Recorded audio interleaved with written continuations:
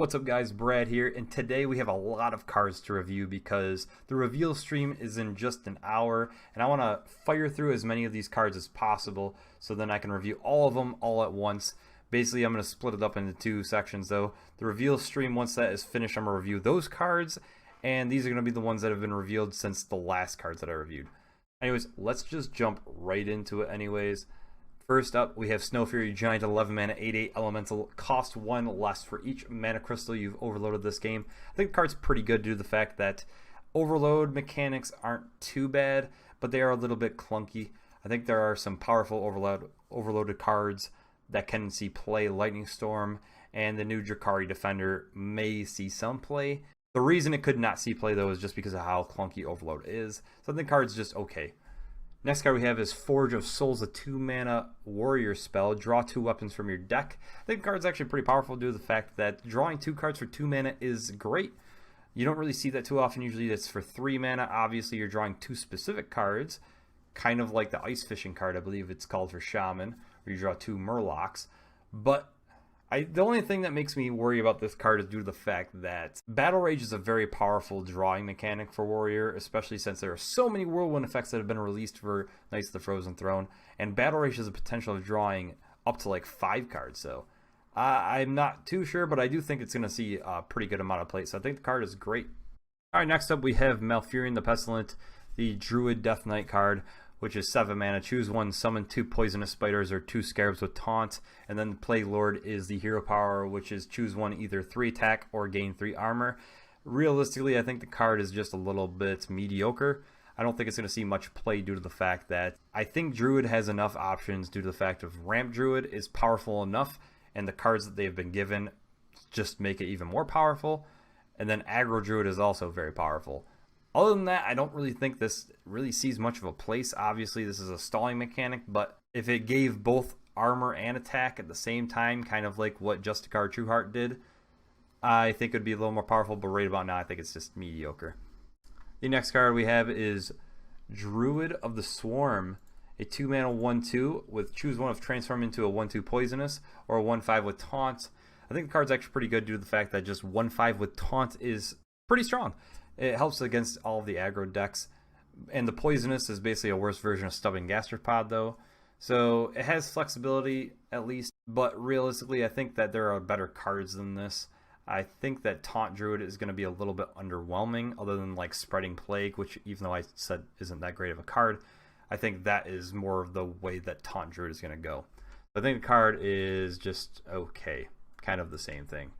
So next up we have Uther of the Ovenblade, a 9 mana with a battle cry of equipped a 5/3 weapon with lifesteal.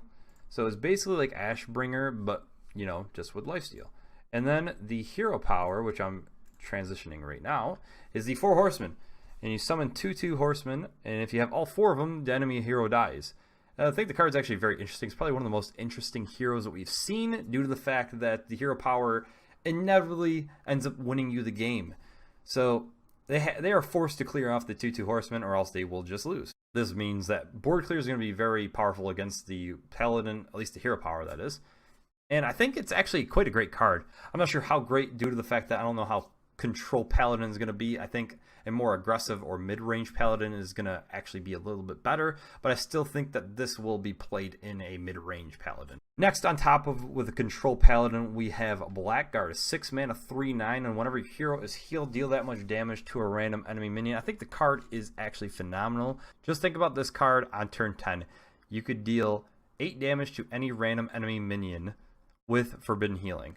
So I think the card is powerful enough. True Silver gives a 2 damage ping to something, and the stat is actually pretty defensive due to the fact that it has 9 health for 6 mana, which is, I don't think we've seen that before. I like it a lot. I think it's going to be seen play a lot in a more mid-range and Control Paladin. So next card we have, moving right along, is Happy Ghoul, 3 mana 3/3, and it costs 0 if your hero was healed this turn. Just quick said and done. I think the card is great. Priest is where this is going to shine the most. It needs a lot of cards aggressively in the beginning. It's always lacked that, and this is basically an answer to that. You get a 2 mana 3/3 for Priest, just healing yourself in the face. I also like it in Paladin. The best turn I could think of is on turn 4. You True Silver Champion Then you Dread Corsair, it pulls out patches. You hit something with your True Silver Champion and you play a Happy Ghoul on the board for free. I like it a lot. I'm quite excited for this card. I think it's pretty great. Next up, we have Despicable Druglord, a 5-mana 4/5 demon for Warlock, and at the end of your turn, you deal 1 damage to all enemy minions. Basically a whirlwind effect for Warlock. Everybody was going pretty, bananas for this card. They loved it a lot. They think it's a great minion for Warlock.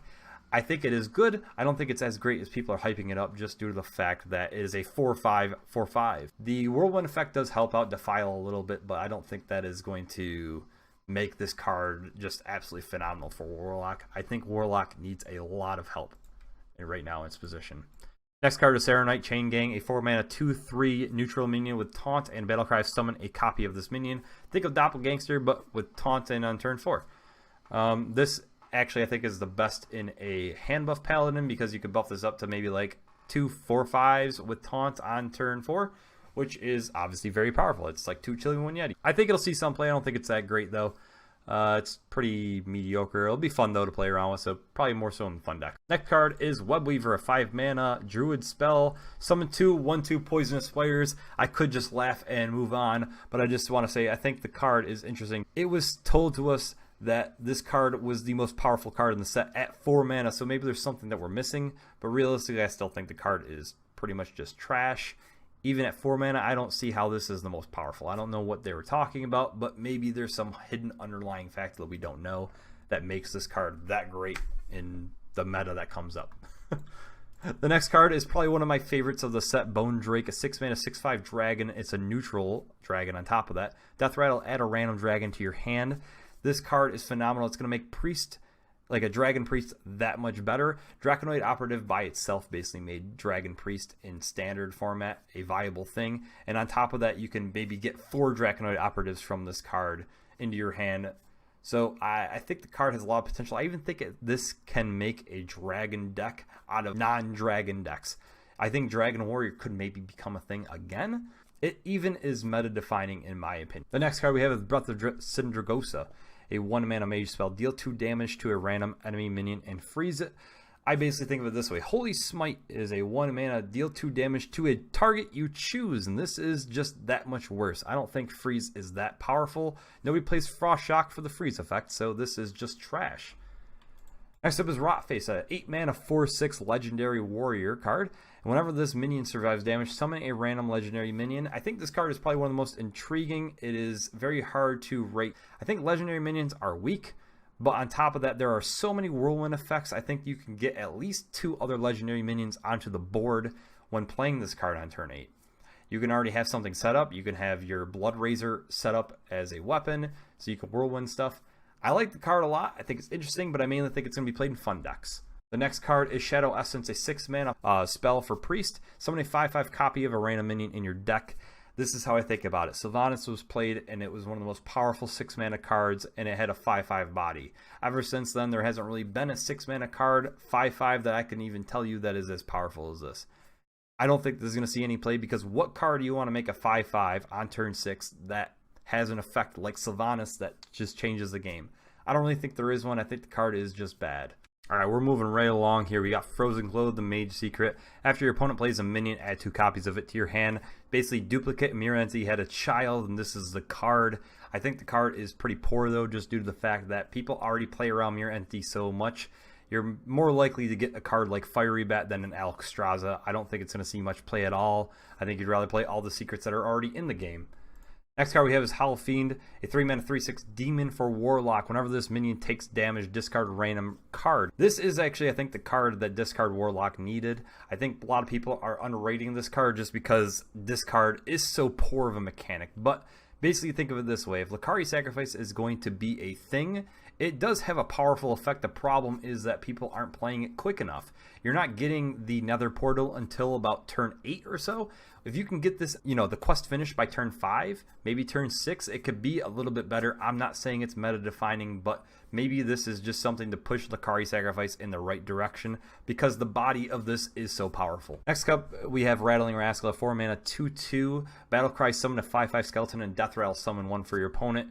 This is basically just made for treachery. I don't really see any other reason why you'd play this card. It is neat. It's a cute little combo you can do, but it's for 7 mana. And do you really want to play it for 7 mana? I don't know. I think it's just going to be played in fun decks.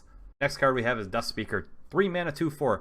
Battlecry. Give a friendly minion immune this turn. Stable Master. This is basically 100% better than that card. Stable Master was 4/2, and you only gave Beast immune. This can do it to any card, and on top of that, it is a neutral minion. I think it'll see a little bit of play, at least in experimentation, because immunity is an effect that we haven't played around with too much, and I think it's quite powerful. So I think it's mediocre, I'd say. Play dead, we have the 1 mana Hunter spell. Trigger a friendly minion's death rattle. It's basically Feign Death, but for 1 mana and a single target.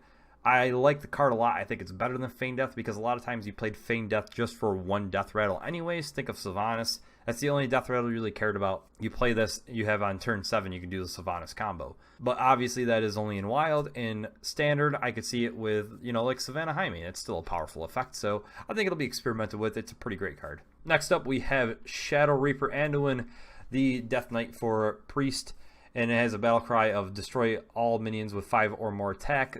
Just remember that it also kills your minions that have 5 attack.